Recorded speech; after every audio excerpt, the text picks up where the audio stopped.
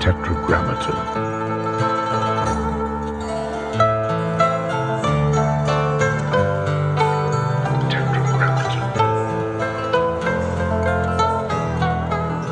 I was raised by two very kind of holistic spiritual parents who raised me a vegetarian. So I was raised with this strong belief of like food can be medicine or food can be poison. So following that philosophy, my parents brought a lot of weird things into the house, from noni juice to aloe vera juice to wheatgrass, tofu, you name it. But in the early 90s, one of the things that they brought in was this thing called kombucha. And I remember it very clearly because it was a very defining moment. My dad came home one day with a kombucha culture, which if you've seen when they're kind of these like rubbery, circular pancakes, so to speak. And he came home with it in a Ziploc bag. And he goes to my mom and to my brothers like, hey guys, I'm gonna make kombucha tomorrow. It's called the drink of immortality. And both of us were like, okay, Dad, you're crazy, whatever. But that next day and every day after that, I noticed that he became obsessive with making it and drinking it. And the way he would make it was very pungent. Like kombucha is pungent on its own, but he would make it incredibly pungent to the point where only him and my mother could stomach it. I tried and I was like, Dad, I love you. I've tried a lot of the crazy things you brought into this household, but I just can't. So then fast forward 2 years later, it just became more and more integrated into the household and then ultimately played a very strong role in my mom's health. Before you got involved in the business of kombucha, it had a healing effect on your mom? Oh yeah. So the way kombucha was introduced to my parents is that because my parents were on that kind of spiritual, holistic health path, kombucha was circulating a little bit in LA. There was this underground movement of kombucha in the early 90s. And I think it was primarily because it was getting buzz about how it was helping individuals with HIV/AIDS and or cancer. And so that's where it was like getting, and you know, AIDS back then was like this unknown. So the fact that it was doing something positive, I think was giving it attention.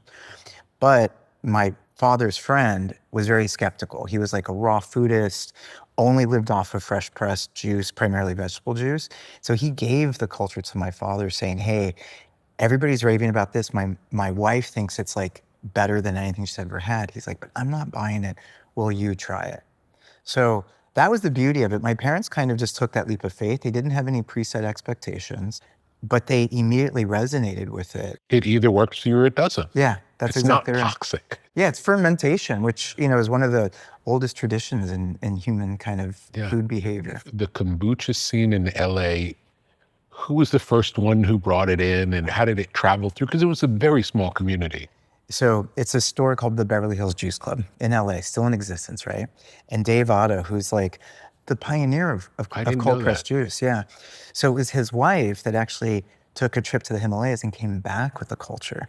So I think that's actually how it originated coming here. I think people— What street was it on? Do you remember? Yeah, it's on Beverly in Orlando. Yeah, it's still there. It's still there. Unbelievable. Isn't that crazy? I haven't been in a very long time. Yeah, which is admirable because you think of all the different juice brands that have come and gone, the fact that he's still there says a lot. And they still do it the same way? They still do it the same way. Yeah, That's beautiful. They press it daily. They make what they can sell. And then if they sell out, they sell out. It's like a beautiful business model. I mean, in many ways, it's what I still emulate to this day. But no, back to your question, like when kombucha came to the household, I was just a kid. I mean, I was like 13, 14 years old. I think that's number one why I was even unable to embrace kombucha, because it was too far out from my young, tender age. But then witnessing my parents fall in love with it. And then, you know, ultimately what happened, my mother was diagnosed with breast cancer. Wow. About 2 years after she had been drinking the kombucha. And, you know, both my parents were plant-based, spiritual, athletic, like picture of perfect health. And so my mom went to the doctor thinking she was pregnant. And they're like, Mrs. Dave, you're not pregnant, but you do have something growing inside you. And it's a very large cancer tumor in your right breast. Wow. And it was so large, the tumor was this big. She thought it was a muscle, surprisingly, because we had this big Doberman pinscher that she would walk up the steep hill that we lived off of. And she thought it was just from him pulling her. Yeah. They're like, no, it's not a muscle. It's a cancer tumor that you've probably had for 4 years. And so they said to her, like, we don't think this is looking good. Based on our preliminary tests, we think it has metastasized. We believe it's likely gone to your bones. And they're like, we're gonna see what treatments we can give you, but it's looking like 6 to 9 months that maybe you have. Wow. And I remember she came home. Must have been shocked. Oh my God. Oh my God. Like I remember like it was yesterday, she brought me and my brothers and my father out to the backyard and was like, you could already tell that she was like ready to crack. And she was like, you know, boys, I went to the doctor today because I thought I was pregnant. She just retold the story. And she's like, but this is what I actually have. But she's like, I'm going to fight this. I'm going to fight this because I want to live. I want to see my kids grow up. I want to, you know, see life unfold and all of that. But you could tell she was so scared. But ironically, you know what happened, Rick, is like then 2 weeks later, it was almost like deja vu. She took us back out to the same table in the same backyard and was like, hey, I have some more news. And she said, I was called into the doctor's office and I was scared because normally that's when they have bad news. But she said, I was pleasantly surprised to hear that they didn't have bad news. They had good news. And they shared with me that my cancer has not spread. It has not gone to my bones or anything like that. And they brought me in because they want to know what I'm doing differently. And so she said, like, you know, I told them simply, like, I exercise, I'm vegetarian, and I've been drinking this pungent tasting tea for the last couple of years, and it makes me feel great. The doctor said, well, Mrs. Dave, that's great. Whatever this tea is, like, continue to drink it because it's clearly helping you. And that was the catalyst for like understanding more, because I think up to that point, it was just like the pseudo quasi-healthy thing that they didn't really know why it was healthy, but they drank it and they felt good, and that was it. But it's got a lineage for thousands of years of people drinking it as a health tonic. Yeah, that's exactly right. I mean, if you think of kombucha, dairy or water kefir, you know, miso, tempeh, you know, sauerkraut, kimchi. I mean, these are foods that like cultures relied on. I don't even think they really knew what was in it, but they just knew that there was like this chemistry that their bodies needed or resonated with. Honestly, that moment, something happened where I was like, this needs to be shared. And then on the flip side, Rick, I was getting ready to drop out of high school because I was a young gay boy growing up in LA in the 90s. And unlike today's world, for the most part, it was not welcome. And I was being bullied, I was being ostracized. And so I was on my own path thinking like, I'm gonna need to make a hard turn of some sort because I'm not on a path that I feel good about. And so that mixed with kombucha and how it helped my mom, all of a sudden together became my new purpose. I look back sometimes, I did an ayahuasca ceremony 2 weekends ago, and the medicine brought me back to that moment. You know, because a lot of times our lives are defined by these pivotal moments that sometimes we ignore or we don't remember. Yeah. But that was definitely a pivotal moment for me. It sounds like it. Yeah. So then how did you start the sharing process? Obviously, I'm biased, since this sounds like I might be self-proclaiming, but I came from like the purest of intentions because I think because I had nothing to lose, I didn't have any like monetary aspirations. Like I was just this young boy that was like, hey, I need a new path. I was raised with spirituality and health food. I just want to do this. And it wasn't a business plan. I didn't even know the word entrepreneur. So I just went to my parents and I needed their blessings. I said, Mom, Dad, this kombucha has really blessed the household. I think the world could benefit from it. I think we should do something with it. And my parents are like, son, that's a beautiful idea. That's a big thing to embark upon. Like, why don't you do it? And when they gave me that permission, and then because of my circumstances gave me that freedom, because, you know, I really didn't have anything to lose. If I pursued this and it failed, I could go back to school. Do you think they believed in it, or do you think they just thought, this is a crazy idea, let him spin out on his own? I think it was a combination of both. I think they sincerely believed that kombucha was special. Yeah, because they've been drinking it now for years. They had seen it firsthand. Not only were they drinking it, they became like ambassadors and evangelists. Like every time someone would come over, pour them a champagne glass of kombucha. And they would see how people like would resonate with it, you know? So they definitely believed in it. And I think honestly for me, I think they were just really impressed that I had a passion. And, you know, I know that in the back of their minds at some point this came to the forefront, that they had some doubt. Even my mom sat me down about like a year into it and she goes, okay, where is this going? Like, I don't really want a teetotaler for like a son. And I took that so personally because I was like, Mom, a teetotaler? That's what you think I'm doing? Like, I'm spreading it. This is a mission I'm on. So there was some doubt. I mean, I understand it. Well, no one else was doing it. Yeah. And it was a whole new category of drink. And it was completely against the grain of what everything that was out there. Was juicing getting more popular, or was still the Beverly Hills juice place the only place that had it? No, so it's a great point. So Edwalla debuted nationally more or less around the time that I launched, right? My first store was Air One, not the Air One that we know today, right? Which is a beautiful chain of stores. This was basically a mom and pop, as crunchy and granola as you can get. Didn't sell anything that had animal products in it, right? They were like purest of the pure. And that's where we would grocery shop. So naturally, that's where I wanted to sell I it. used to shop there too. It was a great store. Great store, great store. So yeah, at the time, the only thing that was considered cutting edge outside of wheatgrass and like those more staple kind of apple cider vinegar staple foods, Edwalla had just expanded out of Half Moon Bay / Dinuba, which is Northern California, and started to expand almost nationally. And they were doing pressed juice, carrot juice. They had a 4-day shelf life. I mean, it was incredible. But then something happened. They had their first recall. I remember that too. Yeah.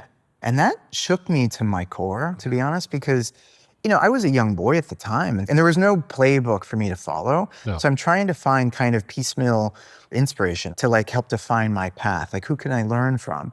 And I, honestly really admired Edwalla. So I was like, these are people that are celebrating food from the earth, food that's been unprocessed, unpasteurized, just like basically juiced to the bottle.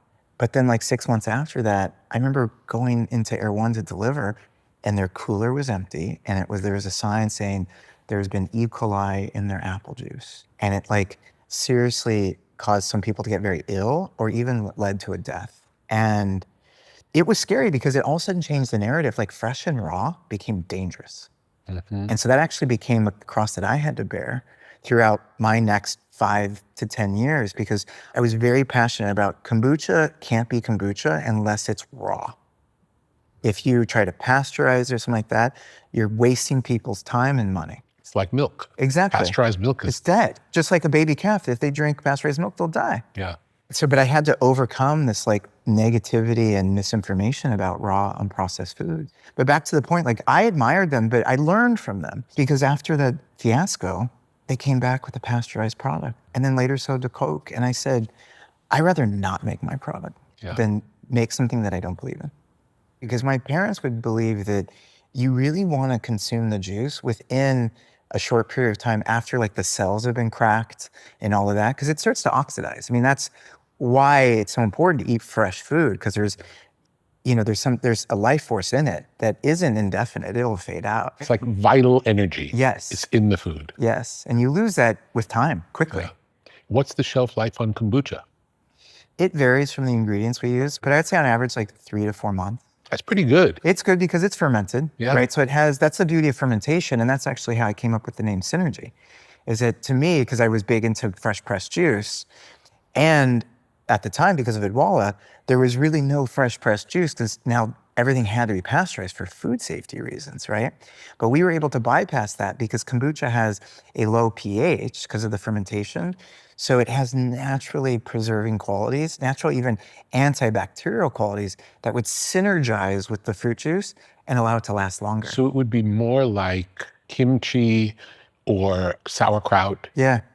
Where you take something that's normally fresh and highly perishable, but through the fermentation, you like extend and preserve its freshness, but also preserve everything that's good about it. And that's why I liked Synergy, because my first brand was called kombucha. And yes, like the diehards loved it, but when I tried to turn on my friends to it, and again, I was a teenager at the time, they'd be like, yo, it's like, sounds too far out. I'm not into it. And so I thought, okay, I need to like rebrand it. So I need something American. And they used to be next to each other, because I remember I used to drink the kombucha. And then when the Synergy came out in the same bottle, I was confused because they looked a lot alike, but they were branded differently. And that was a blessing and a curse. I think the blessing is as we grew, we never felt too big on the shelf because we almost intentionally diluted our brand presence, right? But then the curse came from, as we started to evolve as a more sophisticated company, if you want to call it that, where you have to like market and you need brand recognition, we didn't really have a brand that people would just reference the design of the bottle. They wouldn't speak to it. The health and wellness space, Rick, has been infiltrated in the last like decade.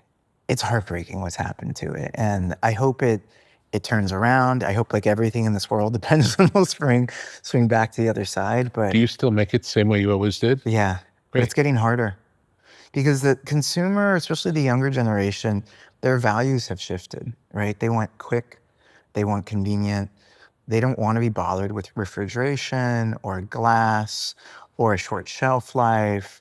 They want to order it online. They want to stockpile it or pantry load it. They want 0 to no sugar, which, listen, I understand, like, sugar's not great, but like, nature made things sweet for a reason.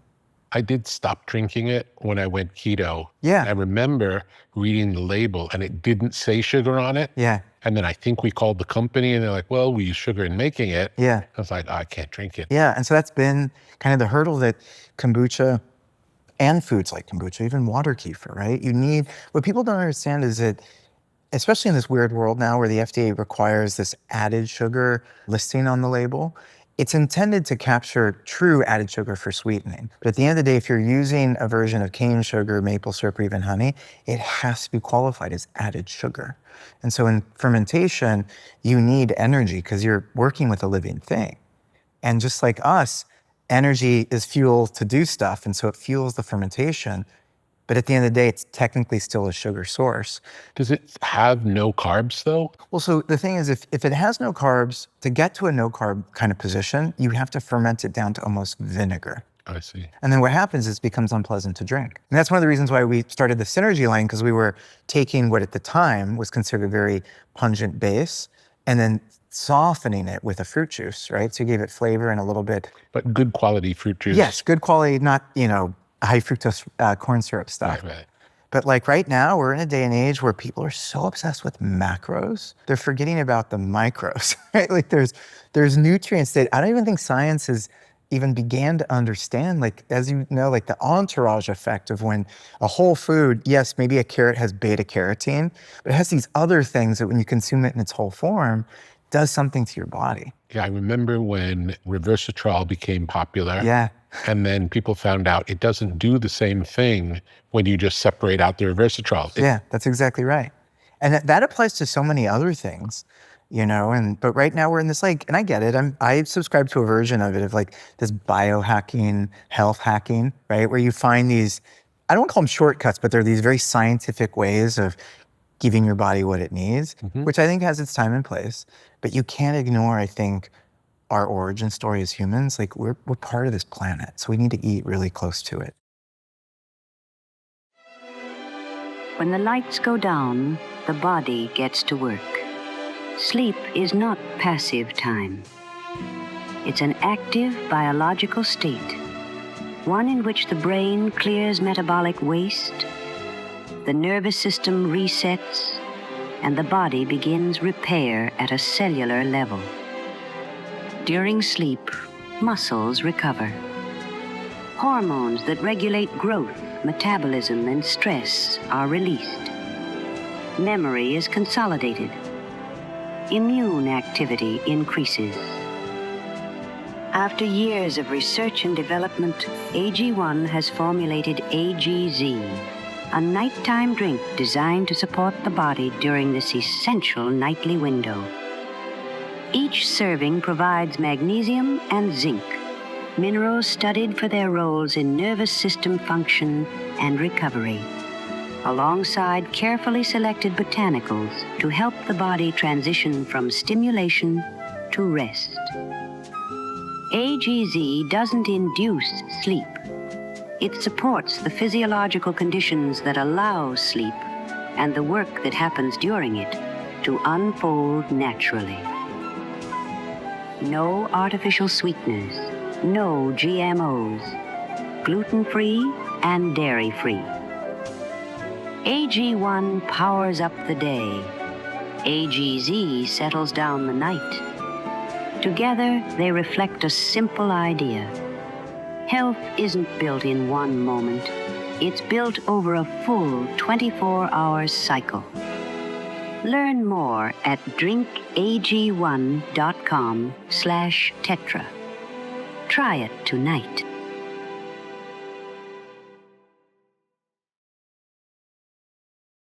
Tell me about the first batch that you made for sale. Oh, wow. Well, first I had to go and pitch it to Erwan, which I had no idea what I was doing, Rick. Like I walked in a suit and tie, hair slicked back with a briefcase with my dad behind me for backup.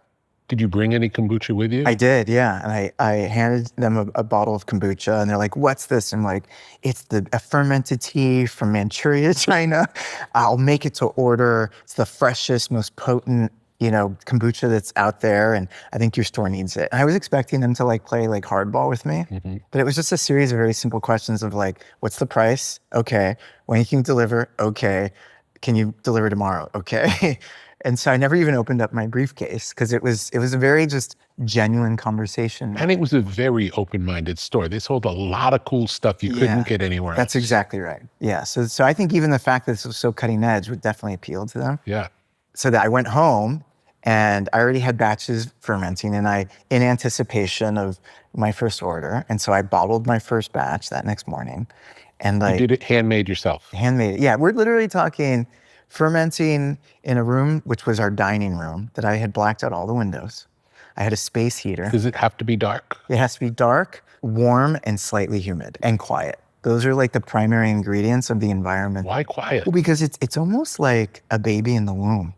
I mean, I used to sometimes just stare at the vessels fermenting because it almost, you start seeing this life force, this living energy of bubbles and transformation and all of that. What are the stringy things? So those are a combination of the yeast and bacteria. And it's almost like its tendrils extending down because it really wants to interact with all the liquid because it really is consuming the nutrients that are in the tea, the carbohydrates in whatever fermenting agent you're using. And whatever's in it is diluted in the water.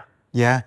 So it's sucking the nutrition from throughout the water. It's not sitting at the bottom of the water, the nutrition. No. So what it is, the best analogy I can give for kombucha is it's like a plant, right? So the tea base is its soil and fertilizer. It breathes air. The humidity and warmth is almost like it's sunshine. And just like anything, you plant a seed, you nurture the plant. At some point, its byproduct is a fruit or vegetable. The byproduct is the tea. And that's basically the outcome of this miraculous fermentation that takes place in every batch.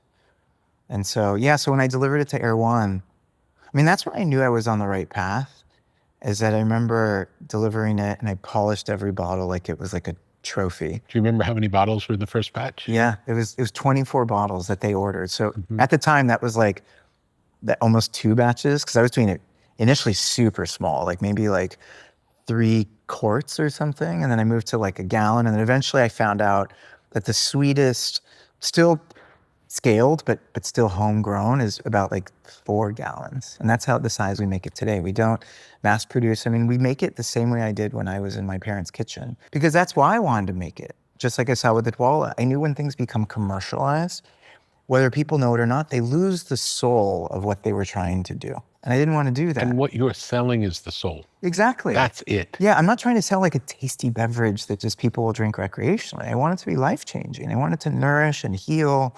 And so in order to do that, I need to maintain the fundamentals of that.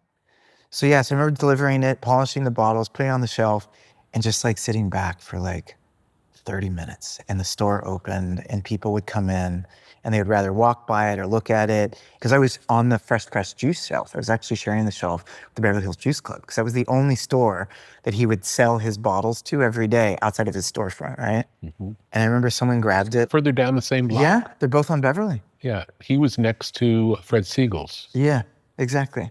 And Nowhere, which was another health food store. That was a cool store too. Very cool, yeah. But anyway, but that was my first moment of fulfillment, right? Because honestly, Rick, I think what I was seeking, even though I didn't know it at the time, I was seeking something that would fulfill my heart and soul. And seeing that on the shelf gave me that first taste. And then the second was maybe about a week or 2 later, when I got my first positive feedback, where somebody called the 800 number that was on the label, which PS was an answering machine in my bedroom. And it was a female, and she said hey, I hope this is getting to somebody. I just want to let you know that I discovered this unusual kombucha on the shelf, and I bought it, didn't know what it was, But I had some and my headache went away.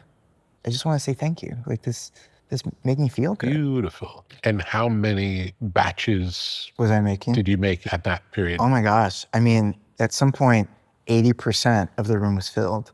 Wow. So I was delivering daily myself, and I was delivering probably like 12 to 20 cases a day. Was that the only store? It was my first store, but then after that, I went to like Co-Opportunity in Santa Monica. Yeah, that's another great store. Yeah, another great store, One Life, may they rest in peace, in Venice.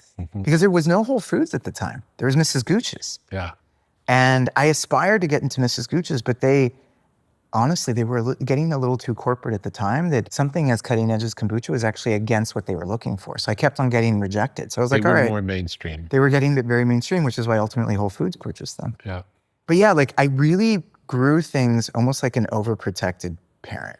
Like I wanted my babies to be happy and healthy and grow, but not too far too fast. As you said, the mission wasn't to grow big, it was to be pure. Yeah. And as big as it can get, being pure is great. Yeah. The quality was the key. Yeah.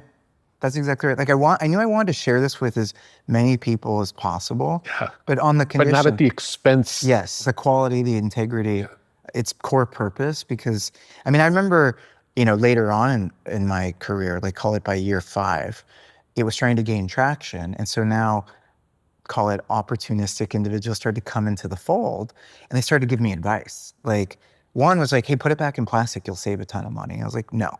I got out of plastic for a reason. I'm not going back. Also, they'd say like, hey, like the stuff floating in it, like find a way to get that out because it's like off-putting. And I said, okay, but there's a mother in apple cider vinegar and that's what people look for. So if you're turned off by that, then maybe you're not ready. So I had a response for things, and I really was anchored in even though I probably didn't know it, but I was really anchored in my way. So I was able to somewhat avoid some of these bad advice that I was getting. Well, they were giving you good business advice. Yes, on how to mainstream and scale. But not good advice for what this was that you were doing. Yeah. So luckily I was able to kind of stay steady and say no to a lot of those kind of bad suggestions. What do you think it is about you that was able to keep true to the mission? I think it really is, Rick, is that all I wanted was to do something that I believed in, that I knew was going to resonate with others. And I didn't really have in my mind like a threshold or a milestone of like, I need to reach 1 million people or I need to sell 1 million bottles. It was just like, I want to make one great batch that's going to affect one person or more. It was like, I had this low bar. And I think by being so young and being so curious, but also like unaffected by the material world, it allowed me to lead with such purity. Well, it's the reason it worked. Yeah. And I try to bring myself there more often than not these days, because this world can change you, especially right now. And, I'm 48 now. I have 3 kids and, my life is crystallizing more as like a human, but I'm trying not to forget like this origin story, so to speak, that I was born from. How did you make the labels in the beginning? I designed them on my dad's computer. They were black and white. My mom was a big source of inspiration. And she loved these, interesting cosmetics and things like Calvin Klein. And there was this one brand called Laszlo and Coco Chanel. And they were always very just like simple and beautiful. And so my first label was a black and white label that just said kombucha kvass. So I thought kvass at the time, it was a Russian term. They referenced kombucha as kvass back when kombucha was big in Russia, and it still is. And then it was nature's ultimate beverage, which was like a tagline that it came out. And that was it, no flavor. And that was it. There was no, Well, it was kombucha flavored, really. Yeah, that's exactly right. And it was very simple. And I think it stood out because there was, even when Adwala debuted, everything was very bright and even cartoony at times. And I was like, no, I just want I want people to feel that all the energy is going on into what's inside the bottle, not marketing or puffery or posturing. And I think I was somewhat right at that. I think that allowed me to stand out. So how long was it like that? Was it the black and white kombucha label? The black and white label lasted about maybe 1.5 years. What caused it to change is I wanted to come out with a flavor. Because I noticed that as my mom and dad really now became evangelists for kombucha, they started to experiment with how they would serve it. So my mom would sometimes put cranberry juice to change the color. They would sometimes add ginger to kind of brighten it. And so I started to explore with flavors, and I thought to myself, okay, this label architecture is too singular. It won't support, a line extension. So I hired a graphic designer and we created a new label. And then that also allowed me I explored a different packaging. So the bottle that I started off with was actually a plastic juice bottle, because that was only what was available to me at the time. But I knew I wanted to get into glass. But at the time, the barrier to get to glass was so high. Yeah. But I found a loophole, and it was a barbecue sauce bottle sold from a tiny, tiny distributor. And with the new label and the new bottle, that became my new look. And that was probably about a year and a half afterwards. And how many flavors did you have at that time? 3. The first flavor became just the original. Then I came out with a vitamin-enriched citrus, which was, it's going to sound so silly now, but I was taking what was very popular. Do you remember the brand Emergency? Mm-hmm. So I was taking a packet of the Emergency and putting it in the kombucha because it added all these vitamins and a little bit of flavor, and I'd bottle it. And you'd only do that by hand, which I was bottling everything by hand. So that was my second flavor. So that did modestly well. But then the one that put me on the map was Gingerade. And the name came to me like one night because Gatorade was big, and ginger was nowhere near where it is now in popularity. Yeah. Probably no drinks other than maybe ginger ale, which doesn't really taste like ginger at all. No, actually what inspired me for my Gingerade, and I have to give him credit, is yet again, the Beverly Hills Juice Club. He had the apple lemon ginger, and he used and he even had apple lemon double ginger, apple lemon triple ginger, where he would increase the amount accordingly. And I just loved the brightness, and I thought, I'm going to explore that. And it took kombucha to another level. And I think it was, 1, a flavor enhancement, 2, an added nutritional or health benefit, because raw ginger is so good for so many different things. And then it slowly started to give, I think, this maybe apprehensive consumer something relatable to anchor it. Because if it's just kombucha, it's a little too foreign. But like when you start to, kind of ground it with something that they do understand, then the barrier, the fear of the unknown went away, or at least was reduced. And that put me on the map. Like those 3 flavors, it started to really get traction. And then after that, Synergy was born. Why does it taste carbonated? Because it's fermented. So the beauty of fermentation is that, there's so many things going on, but to put it simply is you're starting with ABC ingredients, right? So tea, water, and some kind of fermenting agent. There's always tea in the base? Yeah, because it's the tannins and the caffeine that actually are the nutrients that the kombucha culture feeds off of. I see. And it's black tea and green tea. You can't use white tea or decaf tea. Some teas will actually hurt the kombucha because of oils or other things. It's very sensitive. So you have that base, and then the time that you create is temperature, time, again, just allowing nature to run its course. And then the output is this fizzy, not very sweet, tangy, kind of dynamic thing that we call kombucha.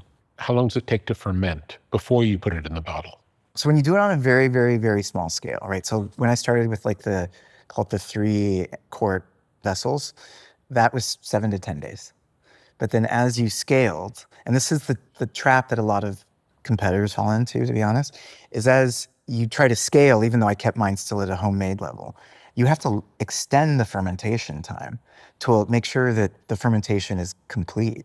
So once I went from the 7 to 10 day small batch, when I went to the 4-gallon batch, I ended up at about 30 days. 30 days. Yeah. And so that's where a lot of the cost comes into play with making kombucha, because even though, yes, it's a beverage, it emulates more that of a farm, right? Because you plant something, so to speak, and then you need it to gestate, and then you harvest it, and then you start all over again. So that's why, my facilities, we occupy 500,000 square feet. Wow. Because 70% of our facility space is pure fermentation. And where is this? In Los Angeles. Honestly, I miss being a small company, because there's just things that you can do when you're smaller, and there's things that you can't do when you're bigger. That's why I think, honestly, it's the curse of a growing business, is a lot of times you're forced to change even if you don't want to. Well, I would say if you can make as much as you can make and sell all of it, it's okay. If there's a limit to it, that's okay too. Yeah, that's exactly right. And that's something that I'm coming to peace with more and more these days is, as I mentioned, the world's changing, and at least right now, consumer behavior, they're seeking more of like the low sugar, the quick fix, all of that. Like I'm wrestling with like, do I follow that trend or do I just find comfort and solace and confidence in what I'm doing and the why? And listen, I employ 1,100 people now. So I'm responsible for people's livelihood and food on the table. So it's weird, I'm tasked to kind of keep the business thriving, technically no matter what, so I can take care of them. At the same time, I have to make sure that I'm still honoring the soul of why I got started. And they sometimes compete, and it can be challenging. So much of today's life happens on the web. Squarespace is your home base for building your dream presence in an online world. Designing a website is easy, using one of Squarespace's best-in-class templates. With the built-in style kit, you can change fonts, imagery, margins, and menus, so your design will be perfectly tailored to your needs. Discover unbreakable creativity with Fluid Engine, a highly intuitive drag-and-drop editor. No coding or technical experience is required. Understand your site's performance with in-depth website analytics tools. Squarespace has everything you need to succeed online. Create a blog, monetize a newsletter, make a marketing portfolio, launch an online store. The Squarespace app helps you run your business from anywhere. Track inventory and connect with customers while you're on the go. Whether you're just starting out or already managing a successful brand, Squarespace makes it easy to create and customize a beautiful website. Visit squarespace.com/Tetra and get started today. So after the 3 flavors, what would you say the next big change was? The debut of Synergy. Yeah, so I debuted Synergy around like year 2.5, 3 years in. Everybody judged what I was doing. My parents got it for the most part, and people their age got it. But people my age were like, GT, like, what is this? Like, you're wasting your time. And they wouldn't drink it. But I noticed that if I added juice to it and I called it something else, like Synergy, and Red Bull had just debuted, so energy was a big kind of word that was trending in people's vocabulary. Like it sounded like it was cool, like it was gonna do something. It was healthy versus Red Bull. Yeah, so I would just say, hey, try this, it's called Synergy. We didn't get into the kombucha conversation initially. It still said kombucha though, yes? On the ingredients, yeah, so it said Synergy, yes, organic and raw, and then on the ingredients it would say kombucha. I see. Right, so you almost had to look for it. It was a little bit more of a traditional play, right, where you're focusing on the branding and the benefits, but like the what's inside is somewhat secondary, even tertiary. And I think that helped me democratize kombucha a little bit more. And then again, as we were talking about having the 2 brands, because I kept the kombucha brand still going, but then I had Synergy. It's almost like I was catering to 2 different markets. It was confusing to me at the time, I can remember. And I always bought the kombucha. I don't remember ever buying the Synergy. Yeah. But the fact that the bottles were the same, it seemed like they were related. They must be related. Yeah. Because while they looked alike, they didn't look like anything else in the store. Yeah. You know what? So I eventually changed that, which in my mind, I don't know if I really did something good or bad, but I went to this event in 2019, right before COVID, and it was like a wellness retreat. And it was a lot of people in the health food industry, whether they worked in the industry or they were participants like consumers or whatever, right? And people were asking me at the table I was sitting at, like, so what is it you do? And I said, oh, I have a kombucha brand. They're like, really? Which one? I said, GT's kombucha, because that's what we were known for. And she goes, never heard of it. And she leaned over to her husband. She goes, I drink Synergy. And I said, I'm sorry, did you just say you drink Synergy? And she goes, yeah. I go, that's my brand too. And she goes, oh my God. And that's when I was like, okay, I need to fix this because I'm diluting things. And as things get more competitive or as I need to allow the brand to evolve, I need to crystallize its identity. So in 2020, we merged them and made them both Synergy. But it's fine because the drinks didn't change. Right, the drinks didn't change. The only thing that changed is you unified the name. Yes. And now it's all Synergy. It's all Synergy. But I still think that there was, and maybe this is me overthinking, Rick, I think there's a potential in the audience that is very purist, and Synergy feels just a little bit too mainstream. Yeah, I think it's okay. You think it's okay? Okay. Yeah, as long as what's inside is the same, yes, it's okay. Yeah. No, I think you're right. There are some consumers, like we recently changed our logo when we celebrated our 30th anniversary. People were calling me up. When was the 30th anniversary? 2025. Wow. Yeah. Congratulations. Can you believe that? 30 years? Yeah. Unbelievable. So I decided to change the logo because I'm into evolution. And, as I'm getting into this next chapter of my life of being a parent and a more mature adult, I wanted to create a logo that was about servitude, because I think ultimately, if you maintain a commitment to service, to doing something for others, I think those values keep you honest. And I thought, my luck runs in threes. Like I'm the third born, November 3rd, all this stuff. And so I thought, okay, 30th year is going to be a symbolic year for the company. So I'm going to evolve the logo and create this almost like servitude kind of image. Immediately, people were like, you sold the company, didn't you? And I was like, why would you say that? And they're like, well, because you changed the logo. And I'm like, but there's a story behind that. But people got spooked by it. So that's why it's so interesting. Like some of the little changes can still rub people the wrong way. Well, it tells you how devout your following is. Yeah, and how much they pay attention. True believers. Yeah, which I love. I mean, that's yeah. why I'm here, is because of those people that believed in me and supported, kombucha. So what would you consider the biggest breakthrough? The biggest breakthrough, I would say, happened in like 2003, when now I was starting to mature and evolve again. So like the labels that I referenced that I did with the barbecue sauce bottle and all of that, people were saying, hey, the bottle I can't put in my cup holder. This is back when cars didn't have the flexible cup holder, it was very rigid. So I was like, and that's a problem because then I can't drink my kombucha when I want to. So I said, okay, I need to fix that. So that's when I came out with the long kind of cylinder bottle. Mm-hmm. And then I worked with the design team in Seattle for almost a year to yet again redesign the packaging with what I call now the Lotus architecture, which is our current packaging. And I think that mixed with the new bottle, mixed with the liquid that hadn't changed inside, took us to another level. It was like this trifecta of positioning that now the liquid and the packaging were saying the same thing and saying the right thing to people that were seeking a product like this. And that's when I started to sell out. Wow. Like I would make product and the next day it was gone. And it was thrilling, yet daunting, because I was like, it's not like I was on Oprah or like there wasn't a moment. It was just all of a sudden something started to click. And that informed a very big change where I had to go from this very small facility that I had kind of organically expanded into, like unit by unit, because it was in an 8-unit complex. And I was in 4 of the 8 units by, right around this is happening.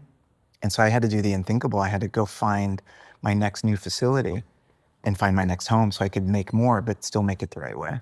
Yeah. And I was scared of the Edwalla effect, that I was now something bad was gonna happen. But you were in control of it. Yes, yes. And I was very conscientious of what the guardrails needed to be so I didn't burn the house down. Yeah, as long as you stayed pure, it would be pure. As big as it got, it's okay. Yeah, as long as you don't deviate from your primary path, I've learned, it keeps you honest.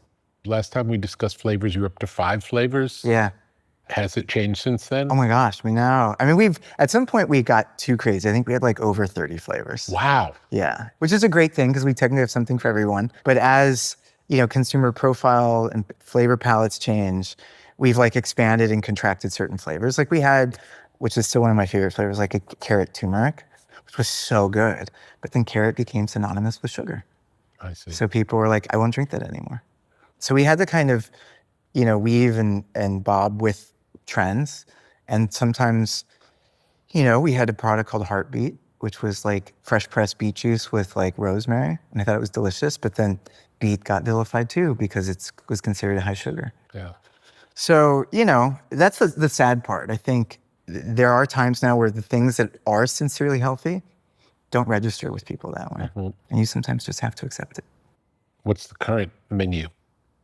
Well, the current menu on the synergy side, we're always looking for, again, functional ingredients that still impart a palatable or pleasant taste. So that can mean things like elderflower, elderberry, blue spirulina. Like when we did our 25th anniversary, I created a flavor called Sacred Life, and it was coconut water, a little bit of ginger, and blue spirulina. And it was in honor of this planet, right? The blue vibrancy of the blue spirulina, in my mind, was a reminder of what makes this planet so special, which is water in the ocean. So we have products that still have some fruit juice in them, like blood orange or mango, because there's still a flavor preference for exotic fruits. But then, like, for example, for our 30th anniversary, we debuted a flavor called wildflower, which was like ashwagandha and passion flower. So we're just always, I guess the short answer is we're always trying to just challenge ourselves and demonstrate to our fans and consumers that we're not a one-trick pony, that we always look to nature on what we can create. We want to make sure that it's, yes, tasty, but more importantly, it's nutritious. And is the ginger always there? Oh, yeah. Yeah, the Gingerade is still one of our top sellers, and they rival Gingerade, which is my third flavor. So that's how like my luck runs in threes. And then right behind it, or sometimes above it, is Trilogy, which is lemon, raspberry, ginger. Oh, nice. Which also is symbolic of three. So it's somewhat poetic. In a world of artificial highs and harsh stimulants, there is something different, something clean, something precise. Athletic nicotine. Not the primitive products found behind convenience store counters. Not the aggressive buzz that leaves you jittery, but a careful calibration of clean energy and focused clarity. Athletic nicotine. The lowest dose tobacco-free nicotine available. Made entirely in the USA. No artificial sweetener, just pure, purposeful elevation. Athletic nicotine is a performance nootropic. Athletic nicotine is a tool for shifting mindsets. Athletic nicotine is a partner in pursuit of excellence. Slow release, low dose, gradual lift, sustained energy, soft landing, inspired results. Athletic nicotine, more focus, less static. Athletic nicotine, more clarity, less noise. Athletic nicotine, more accuracy, less anxiety. Athletic nicotine, from top athletes pushing their limits to artists pursuing their vision. Athletic nicotine offers the lift you've been looking for. Learn more at athleticnicotine.com/tetra and experience next level performance with Athletic Nicotine. Warning, this product contains nicotine. Nicotine is an addictive chemical. Tell me about distribution. Once you got past going to one store and selling it, how did it expand? For the first 2-3 years, I self-distributed. I had a delivery van. I would rather load it up myself and did that for a couple years. Was it only available in Los Angeles? Only available in Los Angeles, yeah. For how many years? I'd say 2 to 3 years. Wow. Yeah, it wasn't until 1999 where Whole Foods had just acquired Mrs. Gooch's, and they kind of rang my phone and said, hey, people are coming in, they're asking for this product. We would like to put it under review. Much better when they come to you instead of you going so to much them better. begging. Oh my gosh, yeah.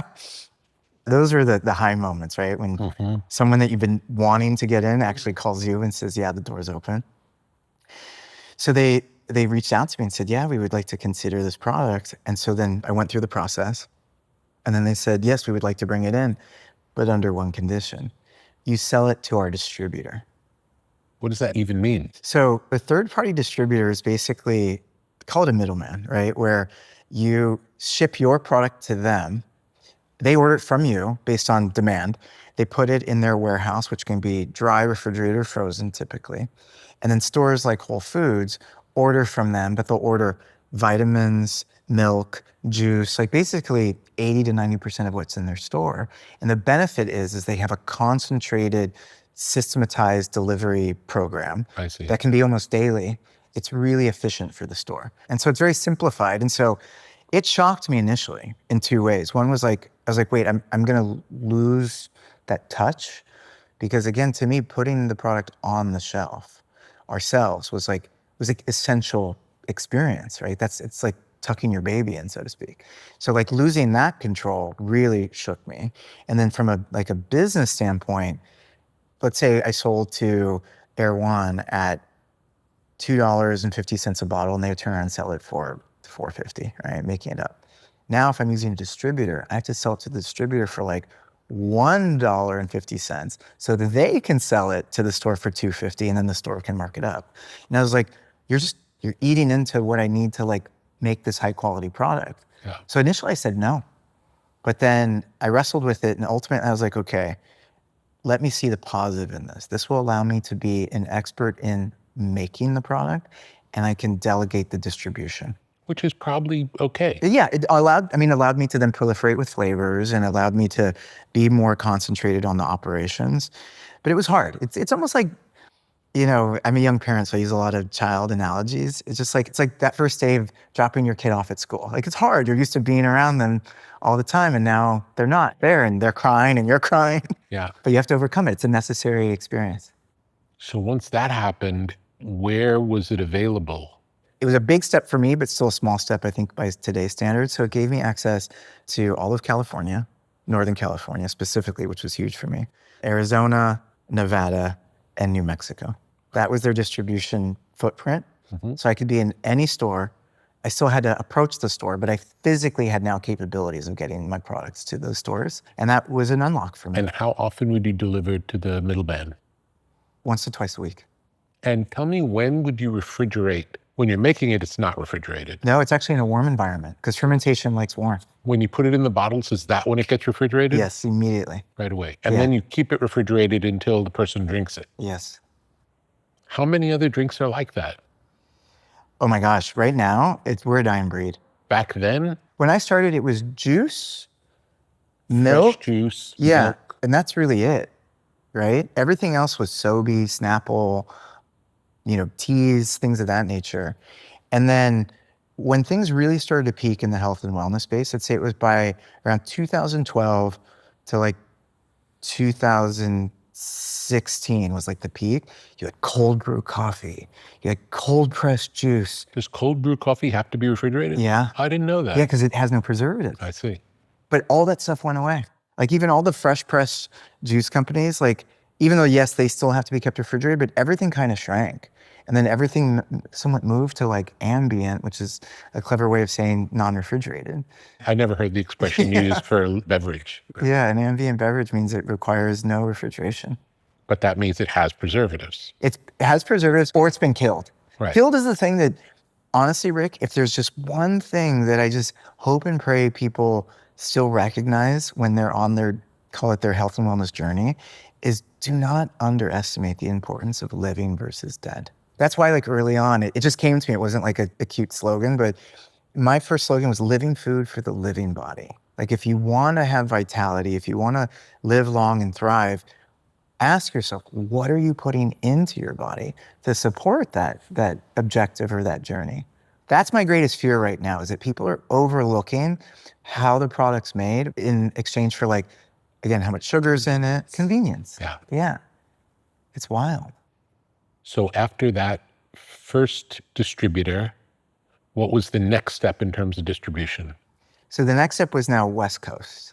So at the time, Whole Foods was still a very, very small company, but they were the premier health and wellness natural food store.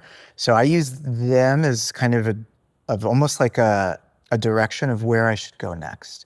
And I would marry that with what I believe was the demographics and psychographics of the country, right? So I knew West Coast typically is a little bit more advanced when it comes to health and wellness because I think we have more nature. So that's why like the Pacific Northwest immediately became like, I need to go there, the Rockies. And so I basically went to the Rockies first and sold to Whole Foods there and other natural food stores. Anywhere granola was popular. Yeah, where the co-ops were. Yeah. I mean, the co-ops, as you know, are like, those are the die-hard stores. They were like the early days of Erewhon. Yeah. So that's what I did. I just regionally grew. But then at a certain point, I started to sell out to the point where I couldn't make enough. And so like I had to pause on any kind of growth. And then that's why I had to get to that bigger facility. And once I did, by 2005, which was 10 years from the day I started, that's when I went nationwide. Was it successful nationwide right away? It was to a certain degree because I think what happened is because it was selling out on the West Coast, as people are bi-coastal, they would discover it, fall in love with it, and then want to get it. So I had this like built up demand. And because there wasn't social media, thank God, at the time, it was like the best kept secret. Nobody knew what I was doing. Coke didn't know, Pepsi didn't know, PE firms didn't know, VC firms didn't know. Like, it was wild. Yeah, it was totally mom and pop independent. Yeah, it was totally underground. Yeah. And it was, you would say, for 10 years? Well, actually, it's funny. I gave birth to my own competition. And it was because, luckily, I was reluctant to cut corners, right? So when I started to have capacity challenges, yet again, the peanut gallery came into my life and was like, hey, so just dilute it. Just like make more, like shorten the fermentation, add more water, like, come on. And I was like, guys, like if my consumer's not stupid and I'm not stupid, like they'll notice a difference and they'll stop buying it. So the unfortunate outcome of not doing those, taking that advice, was the shelves were empty. And so little by little, and I know this because now some of my competition has straight up said it on the record, is like, I was buying GT's brand, I fell in love with it, I noticed they were having supply issues, I decided to make my own and sell it. So that's when you started to see sometimes regional, but even sometimes more than regional competition. Mm-hmm. Remember the first time you saw any competitive item? Oh yeah. What was it? Well, there was two, and they were on different sides of the spectrum. There was one called Kombucha Wonder Drink, and it was based in the Pacific Northwest. It was founded by a guy who I respect named Steve Lee. He was one of the co-founders of Stash Tea. And because he was a tea guy, kombucha felt right for him. His packaging was beautiful, his marketing was beautiful, but candidly, the mistake he made is he decided to pasteurize it. And I think mass produce it, so it was missing a soul. And as much as... And it wasn't alive. And it wasn't alive. Yeah. So that debuted, and I wasn't even worried about that product. I was like, yeah, maybe some people will buy it, but I'm not threatened by it. Yeah, if they buy it, it's because they don't know that it's dead. That's exactly right. And then the other competitor that actually was somewhat of a formidable competitor back then was called High Country Kombucha, and they were based in the Rockies. And because I think of their background, they got kombucha. They didn't make, I say this lovingly, they didn't make the best quality, but they made real stuff. Mm-hmm. And that started to compete with me. And especially during the times where I was selling out and I couldn't restock, that gave them a big boost. I see. So, but again, as they say, high tides raise all boats. So I was fine with it. And then over time, have there been more perishable drinks that have to be refrigerated now? Well, in our world, so now call it the GT's Living Foods portfolio, everything we make has to be kept refrigerated. I mean, that's why we put Living Foods in the name of the company. What was the first thing you made that was not kombucha based? Alive. And what is that? So everything I make, Rick, is, for better or for worse, inspired by like a personal experience, right? So kombucha, my mom, right? Kombucha helped my mom with her breast cancer. And then ironically, in like 2016, I had a loved one that was suffering from their own illness, and friends and people I respect came into the fold with adaptogenic mushrooms. You know, reishi, chaga, turkey tail, cordyceps, things of that nature. And unfortunately, this individual was too far gone, so they weren't able to really benefit, long term. But they saw short-term benefits, and then I started to consume it, and I saw the benefits too. And just like, the early 90s of making kombucha, I was just like, there's nothing like this out there. Like, that's a problem. So I developed a product called Alive. And it was we called it, it's gone through so many different iterations, but it's still around today, and it's our #2 brand. And it was called an adaptogenic tea. And we would take the fruiting body medicinal mushrooms of reishi, chaga, and turkey tail. We'd brew them for 9 hours and extract all the nutrients and antioxidants, and then bottle it. But we used raw apple cider vinegar to still consider it living. And we used like herbs and other teas to kind of enhance it. And it, like anything that's brand new and people aren't used to it, you have your ups and downs, that early adoption phase. But now it's, like I said, it's our second best-selling product. Wow, cool. Yeah. And then altogether, how many different things are you making now? Oh, wow. So started with Synergy, then Alive, which is our mushroom and there's elixir. only one flavor of Alive or more? No, now Alive has 5. So we have a root beer, a cola, a lemon lime, a ginger turmeric, and a matcha cream soda. And then later this year, we're going to do a lavender mint and a raspberry lychee. What gives them that flavor? A little bit of juice. They are sweetened with stevia, because again, because it's not fermented, we're able to influence the sugar content more than when it's fermentable. So it has, a lighter flavor. It's still kind of bitey, because we still use like real ingredients. And we're repositioning it right now because we're learning more and more about the mushrooms, they're really good for cognitive health, for homeostasis and balance. And I didn't know it at the time when I created Alive, but you might relate to this. Like, a lot of us are just overwhelmed, right? Like the buzzing and beeping of life and our devices and the world around us. Like, we do need something to kind of round the edges. And so these medicinal mushrooms help that. So we're slowly repositioning Alive as like a mood and mind beverage. Nice. So then after that came, which is a little bit of a curveball, it's called Cocoyo, which is a raw young Thai coconut yogurt. That is one of the hardest products we make because it's literally just raw coconut meat and raw coconut water that we ferment, and that's it. Like, we don't have any fillers. So it's a yogurt. You eat it with a spoon? Yeah, it's our first and only spoonable product. What's the package look like? It's in a glass jar. It's 8 ounces, and it sells for, like, depending on where you shop, anywhere from $7 to $9. So it's like a vegan yogurt substitute, would you say? But high probiotic content, like the highest that you can find, for the most part, and just super, super boutique, right? It tastes like something that you would make at home, which is, a standard that I still emulate. And do people eat it by itself, or do they put it in things? Both. You can almost use it as like an acai bowl base, or in smoothies, or straight out of the jar. So there's really no wrong way. How would you describe the taste? Depends on the flavor. Like the pure, which is literally its name, like no flavor, no stevia even. It's just coconut water, coconut meat, fermented. It tastes just like a tangy coconut plain yogurt, but really pure. And then with the other flavors, we decided to use stevia, and like whether it's vanilla extract for vanilla or cacao for the cacao. We keep it pretty simple, but I would say the taste is like a healthy, it almost feels like a healthy dessert, because it's very satiating, because the young coconut has body to it, has healthy fats, but it's delicate because of the young Thai coconut meat. So it's really nice. I love it. And it's alive. And it's alive, yeah. And it's refrigerated as well. Yeah, it's almost too alive sometimes. Yeah. I mean, we'll get calls from like people who open it. It's like exploded on them. Yeah, I've had that happen with kombucha too. There were times where they would... It just burst on you. Pop. Yeah, and that's an example of like nature's in control. Like we're just holding her hand. We're not in the driver's seat. The manufacturing has only changed in terms of scale. Yeah. Not in process. The process is the same. Yeah. Can it exist outside of the US? It can, with a version of 2 potential prices, right? So one is the literal price where, I mean, we're based in California, so we ship to Canada and we ship a little bit to the UK. So Canada is at a premium because, first of all, the currency exchange, but also the distance, so freight and stuff causes the retail price to be high. The UK can take 6 weeks to get there. So if you have a 3-month shelf life, you have 6 weeks to sell it. Also, what's happening is, all the cost that it takes to get it there is it's probably $7 a bottle. So that's the cost curse. The other cost is, if you really want to make it the right way, meaning like have it affordable for people in that region, you really need a facility in that area. Have you considered that? I have, yeah. I mean, I want to, again, learn from the Adwala lesson that I still keep to heart almost daily, is don't grow too fast. Yeah.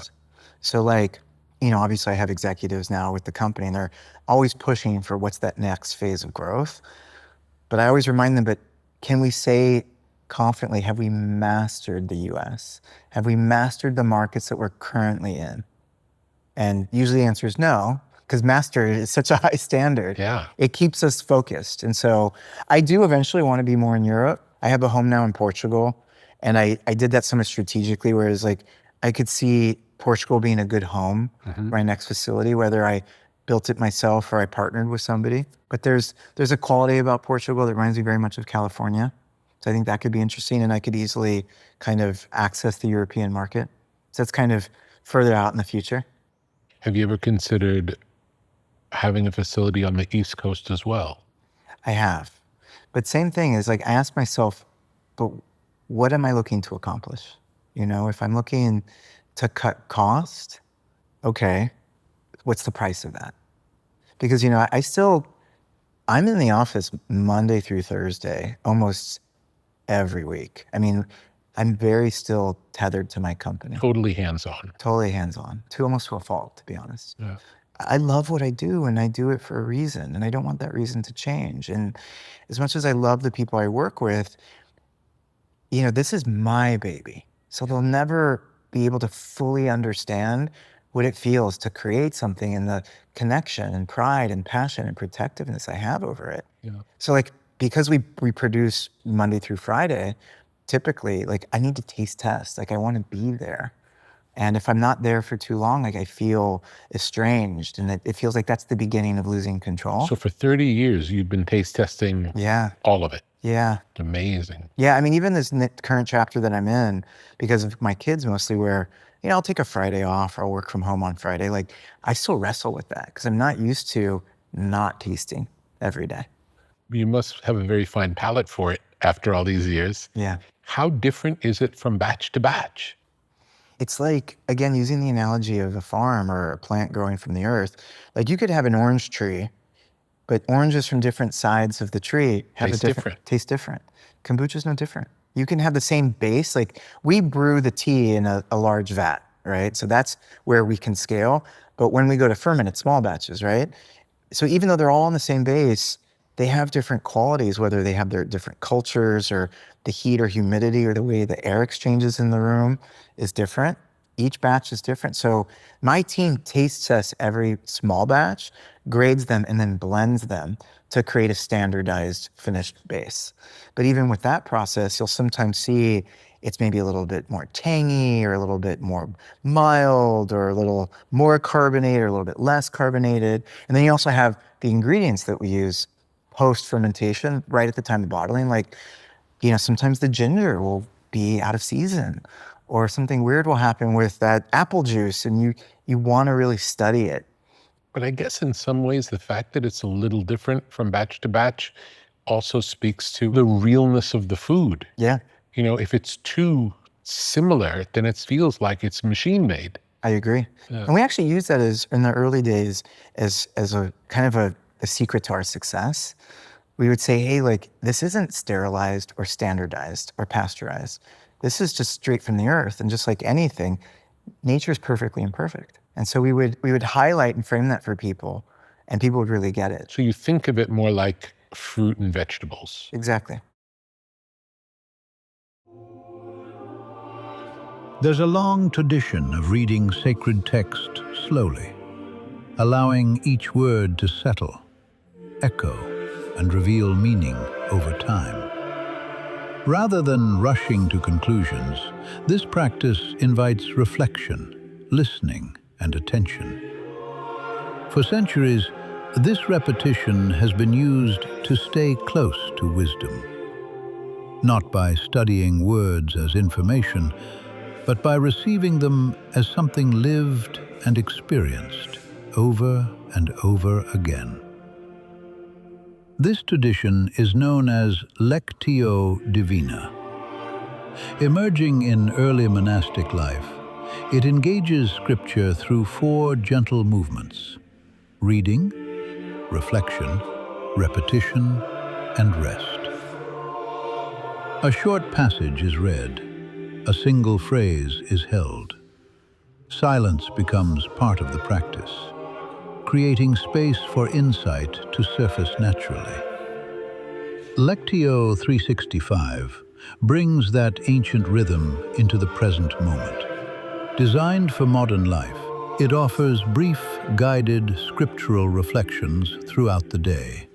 To begin with intention, pause at midday, and wind down at night. The readings are less about information gathering and more for returning to wisdom again and again, letting familiar words meet new moments. A modern way to keep biblical wisdom close, quietly present, steady, and alive within everyday life. Lectio 365 is a free resource. Find inspiration there, now and always. Learn more at lectio365.com.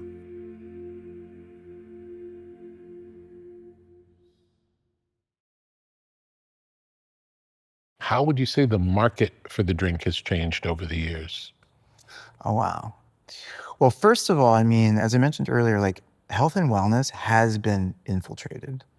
It really started to get infiltrated a lot in like around 2016 to 2018, because you started to see news hit where companies were selling, and they were selling for a large dollar amount, right? So the first notable kombucha brand to sell was a brand called Kavita, and they sold to Pepsi in 2016, and they sold for 200 million, which at the time was like, that could have been like 10 billion in people's minds. Like that dollar figure was huge, and it rocked the health food industry and specifically the kombucha category. And how big of a brand was that?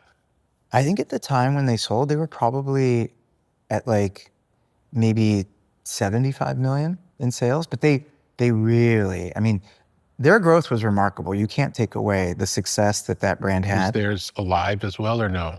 It kind of did a little bit of a dance of like live probiotics, and it used certain language, but at the end of the day, it was discovered it was pasteurized. Did it have to be refrigerated or no? Well, so the jury's still out on that. Like there are products, Rick, that are technically ambient, but they claim they need to be kept refrigerated. Well, pasteurized milk is still in the refrigerated That's section. exactly right. But even more so in this like ready to drink beverage space, it's a little bit of a secret approach of how to get high traffic store shelf placement and almost hijack certain categories. So like even in the last couple of years, there's been brands that have said they need to be kept refrigerated. So they're immediately in my set, which is a highly desirable set because the store has only so much refrigeration space. So that's how they're able to kind of naturally appeal to a shopper that's maybe looking for a product like mine, because they think refrigerated means fresh, means pure. But a lot of these brands, if you look at the ingredients, you're like, what's in this that needs to be kept refrigerated? Have there been any complications along the way or unexpected difficulties that came up? Well, I mean, the biggest, candidly, was when the kombucha space, call it, was getting so popular because I was selling out, and you know the category was growing even after like the 2008 Great Recession. Almost every industry was soft, but health and wellness was still growing, and within health and wellness, kombucha was like on fire. And so what happened is overnight you had like 6 brands. Really? Yeah, like every day there was an announcement of another kombucha brand, and it was, you know, it was thrilling to see because you're like, oh, we're part of a movement. But then you started to see like they were changing the narrative. They were going after other brands. Some were pasteurized. So it just really started to confuse the conversation. And then 2010, a brand that had just started out on the East Coast was delivering their product unrefrigerated, probably for cost-cutting reasons. And it was starting to ferment more, and the bottles were like fizzing out on the shelf. And somebody saw it, and they called the health department. And the health department came in, and just standard procedure, they grabbed the bottles and took them to their lab and just paneled them to see if they were safe or anything like that. And what came out was a hit of alcohol above 0.5%, which in this country, unlike the rest of the world, is the definition of non-alcoholic or alcoholic. Like you can be 0.049, but you can't be 0.5 or 0.51. And even though there's no difference physically, like one isn't like non-intoxicating, the other one is intoxicating, it's just a technicality. It's just a line, arbitrary number. Exactly. And so now this revealed that this fermented tea may have alcohol in it. And so like overnight there was like, stop the press, stop everything. We need to understand that. And every brand, including mine, was taken off the shelf. Wow, for how long? Well, so what happened was initially they said, hey, we can't sell this anymore, it has alcohol. And I said, okay guys, I put that on the label. Like it says, may contain alcohol because it's fermented. And I believe in transparency. I understand alcohol is a stigmatism for people. I want them to know that, but this is by no means alcoholic. Like if you're gonna try to drink this to get drunk, believe you me, like something else is gonna happen. You're gonna be spending more time on the toilet. You'll get sick before you get drunk. Yeah, that's exactly right. So I was like somewhat caught off guard with this like newfound conversation. But because now kombucha was so big and the players, Whole Foods specifically, were now publicly traded companies, like they had a lot at stake, and they're like, no, we can't risk this. You need to reformulate. You need to find a way to suppress the ability for the ethanol, aka alcohol, to rise to a certain Had you level. ever tested alcohol levels before that? We did, yeah, and they were low. But what happens is like, we can't control what people do. So if somebody buys a bottle from the refrigerator, or a store even takes a delivery and doesn't put it in the refrigerator right away, you know, an hour or two of being out, yes, you kind of awaken the fermentation, and depending on the fruit juice that's being used, nature will start to take off. So yes, that was the challenge. It was this conversation about like, okay, but what if there is alcohol? Are people going to now believe that this is, you know, bootleg product, black market product, potentially even unhealthy product, because alcohol is not healthy? And so that was the really strong, most existential moment. When was this? It was 2010. It was June, like 15th, 2010, when I got the phone call of like, hey, because in May, there was the whispers of like, hey, we're hearing there's like alcohol concerns in kombucha. And that's when I said, we test, like, we're good. So like, okay. And then they came back and they're like, no, we're not comfortable with what we're hearing. So effective tomorrow, we're taking all your products off the shelf. And it was hard. But you know what helped me navigate that is what I kind of said earlier is I anchored myself in, hey, if everything ends today, yeah, I'm okay with it. Because what I've been able to do is beyond what I ever dreamt. So I'm not a failure. This isn't a bad thing. Maybe this is just the conclusion of this chapter. So what happened? How did it get resolved? Well, so initially I was like, this is it. I'm being told that I need to change the way I make my product. I don't agree. I think I'm going to be making a substandard product. I'm not going to do it. And so that was like month one. Month one, I just started to make peace with the fact that this is it. This is the end, and I'm okay with it. But what changed my point of view is some of the other brands on the shelf rushed back to the shelf with diluted, dumbed down product. And that bothered me because I said, wait, I'm not saying I'm the kombucha godfather, but I do feel that I have a responsibility, and I cannot allow only that to be on the shelf. So it kind of changed my perspective. I was like, okay, yes, I want to still be a purist, but I'm going to find a purist with like, not with a compromise, but a purist positioning that still is now navigating this new kind of criteria that I must meet. And that's actually when I shortened the shelf life, because my kombucha used to be 6 to 9 months. I see. But what was the issue with this conversation of ethanol wasn't what I was doing, it was what was happening afterwards. Over time. So one of the ideas I had, in addition to slightly modifying the fermentation approach, was, hey, if I can treat this like a fresh pressed juice, then I'm going to limit or reduce what could potentially happen downstream in the market. So what I did is I think I launched with a 60-day shelf life. And I told every retailer, I said, this is our new positioning to remind you that this is raw, this is living. So it was 2 months down from what could be as long as 9 months. Yeah. Big difference. There's a huge difference. In reality, how long were your things on the shelves typically? That was the interesting part, not that long. And so probably, it seems like. And so that's why I was comfortable. I was like, hey. Probably wouldn't change things so much. It didn't. Yeah. For the next like 5 years, Rick, the short shelf life did nothing. In fact, it actually gave us the ability to use ingredients that we couldn't use before, like chia seeds, right? We were one of the first companies to do a drinkable whole chia drink. Mm-hmm. After Born to Run came out? Yeah. And chia is such a fascinating ingredient. Yeah. But it's volatile because once it hydrates, the cellulose becomes very unstable. And so we sold those, I think, with like a 45-day shelf life. And it was remarkable. And we got a lot of... And is it 45 days from... Bottling. From bottling? Yeah, from bottling. And from bottling, how long does it take to get to a store typically? Well, to get to a distributor, depending on what their inventory is, right, which we don't influence, it can be anywhere from 1 day to 5 days to get to a distributor. So obviously, like a distributor on the East Coast takes longer. And then it'll probably take another 5 days to get on the shelf. So call it 10 end to end, which is still pretty good. Yeah. You know, we use the same distributors that like yogurt uses. So they're familiar with the cold chain kind of requirements as well as the fast turn. So it didn't hurt us back then. Now it hurts us because, as I mentioned, people are now being more programmed for products that don't have a short shelf life, or better yet, don't even have a shelf life. Yeah. So we're noticing on the shelf. But those aren't your customers. They're not our customers. That's the reality. Yeah, that's true. But it's influencing the way stores behave. I see. Because back in the day, like when I was sharing the shelf with Adwala, you had to rotate. You had to make sure that what was in the back comes to the front and you stock from behind. I'll walk into a store and they're just pushing bottles. So you're moving fresh product to the back. So we're now seeing, like, I buy my product periodically at the stores. I'm seeing it sometimes up to its expiration date or sometimes past its expiration date. And that just crushes me because I'm like, well, then my fans, my consumers, whatever you want to call them, they're not getting the best product. So I'm trying to navigate that. So it's a work in progress. Have you ever tested how much sugar is in the drinks?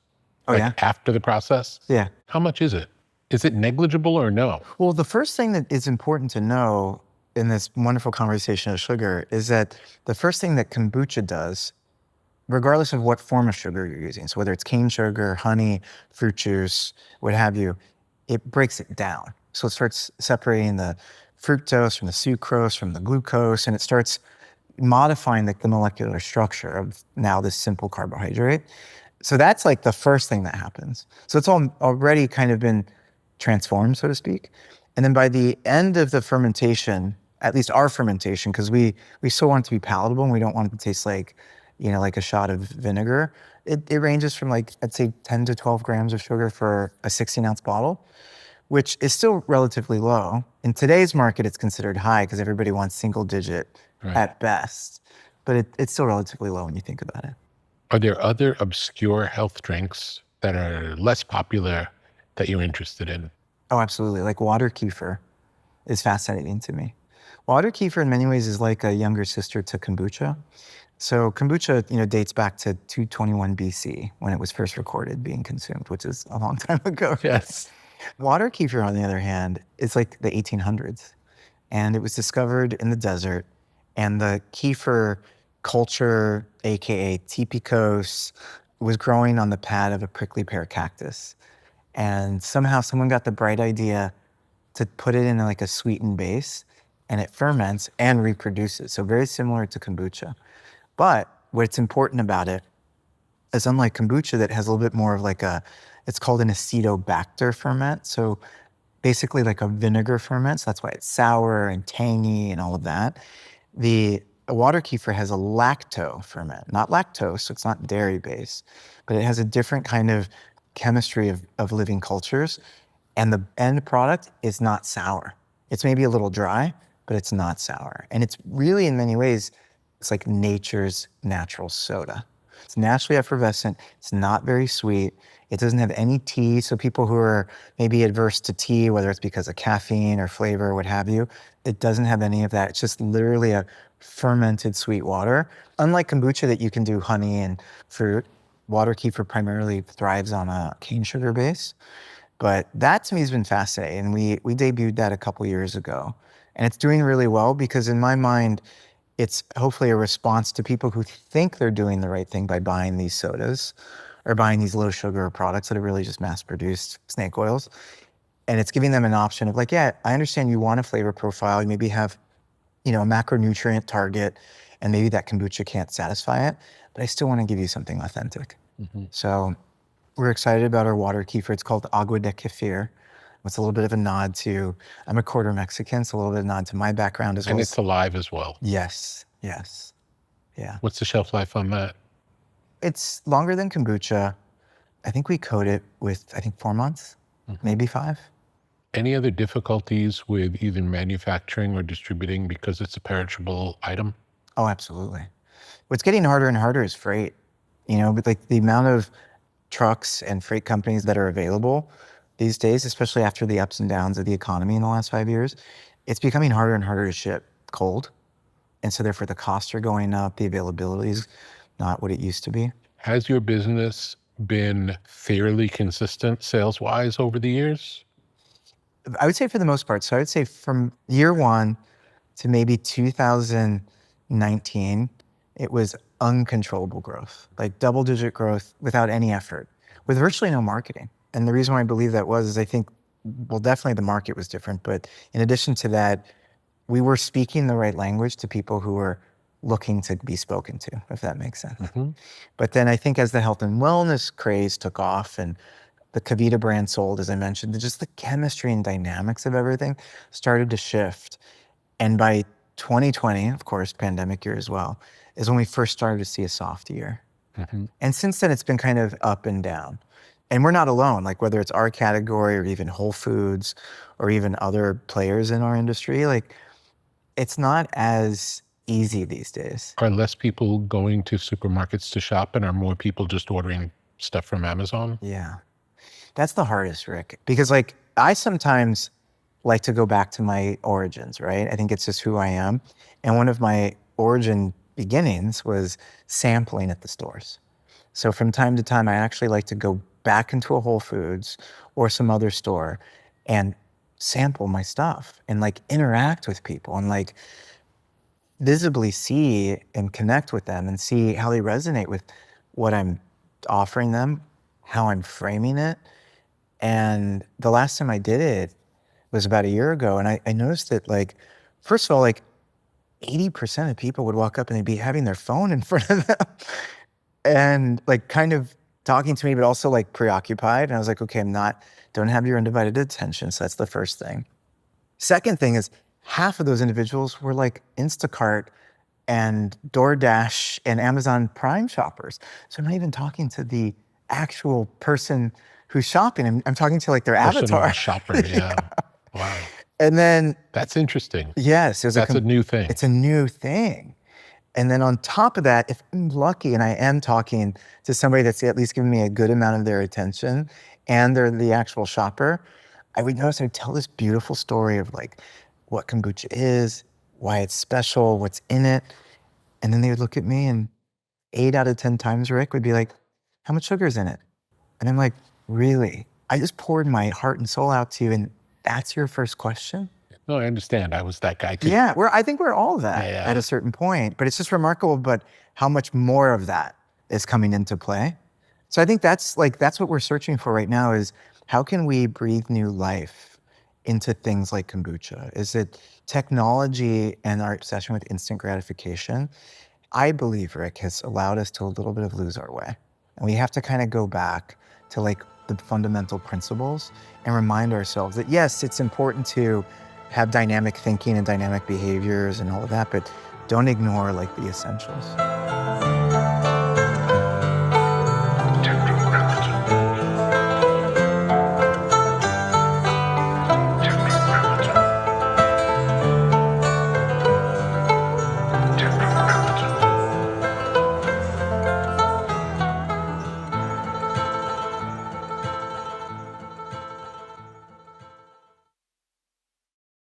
Tetragrammaton is a podcast. Tetragrammaton is a website. Tetragrammaton is a whole world of knowledge.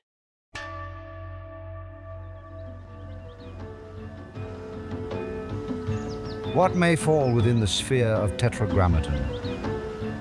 Counterculture? Tetragrammaton. Sacred geometry? Tetragrammaton. The avant-garde? Tetragrammaton. Generative art? Tetragrammaton. The tarot? Tetragrammaton. Out-of-print music? Tetragrammaton. Biodynamics? Tetragrammaton. Graphic design? Tetragrammaton. Mythology and magic? Tetragrammaton. Obscure film? Tetragrammaton. Beach culture? Tetragrammaton. Esoteric lectures? Tetragrammaton. Off-the-grid living? Tetragrammaton. Alt spirituality? Tetragrammaton. The canon of fine objects? Tetragrammaton. Muscle cars? Tetragrammaton. Ancient wisdom for a new age. Upon entering, experience the artwork of the day. Take a breath and see where you are drawn.